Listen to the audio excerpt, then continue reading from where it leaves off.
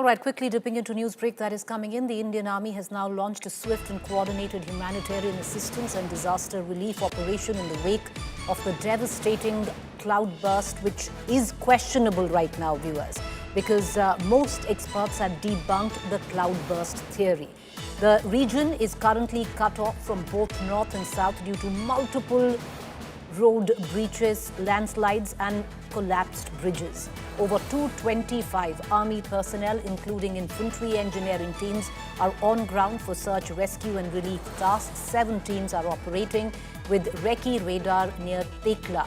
Search and rescue dogs are deployed at Harsil, more en route from Remount and veterinary centres. But once again, the biggest problem is that Harsil and Dharali is completely cut off from both sides where it comes down to access. So on foot, teams have been able to reach there. The aerial route is open. You've got some men, some machinery that has been, brought in through the aerial route, through helicopters, but large pieces of machinery, gas cutters, all of that yet to reach the site.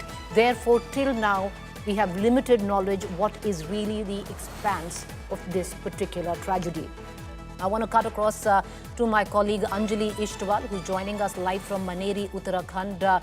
Ankit Sharma also joining us live from Dehradun. I want to cut across to Anjali first. Anjali, very close right now to where this tragedy took place. Anjali, what more can you add? The area completely cut off for the last 24 hours. You're trying to access it. How close are you, and what are you picking up from the locals that you're speaking to around you? What is this expanse of the tragedy?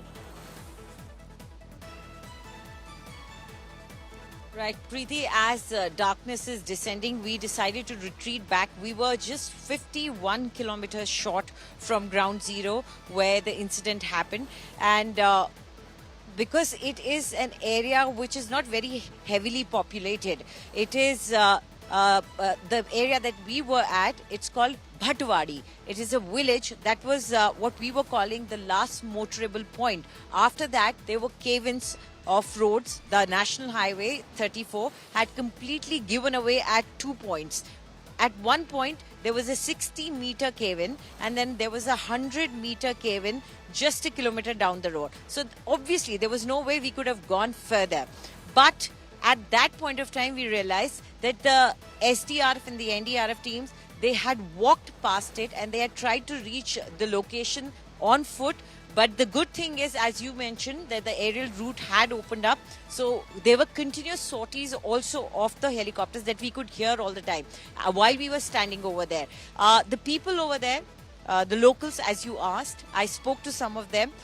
They knew about the deluge, what should we call it? We can't call it a cloudburst as you mentioned it. It was death basically that came down the mountains in form of mud, water and sludge and engulfed an entire village. Well, they knew about it and they said that the roads were open for a while, but then the Bhagirathi, the river that comes down towards Uttarkashi, it was so violent at that point of time. It had so much rubble, so much water and velocity in it that it came and crashed into the walls over there at Bhatwadi. And that's where the cave-ins started. And after that, that area became inaccessible.